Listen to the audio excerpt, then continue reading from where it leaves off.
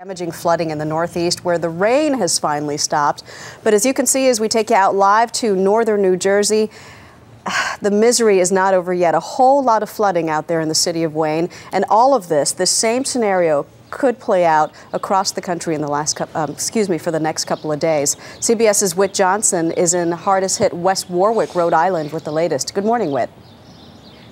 Maggie, good morning. 12 hours ago, the water in this neighborhood was up to my waist. The car behind me was almost completely submerged. But while things appear to be getting better here, after a month of record rainfall in Rhode Island, the water threatens to stick around for days.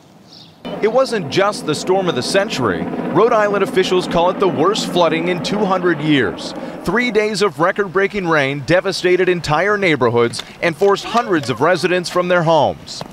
What were you doing? What was that like? Agonizing. Agonizing?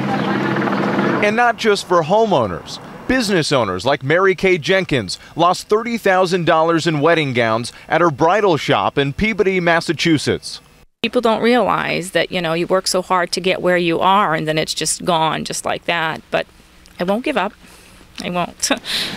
As the Pawtuxet River crested at nearly 21 feet Wednesday, 12 feet above flood stage, the nearby Warwick Mall was overtaken by river water, shutting down more than 70 businesses, submerging cars, and making speedboat the only way to get around. You see it in movies, you see it on the news, you never think yourself, you never think your parents' house or your house, and I'm really shocked when I see it. While floodwaters inundated highways and washed out bridges, even shutting down a stretch of Interstate 95 in Rhode Island, National Guard troops stacked sandbags and monitored local dams to keep the situation from worsening.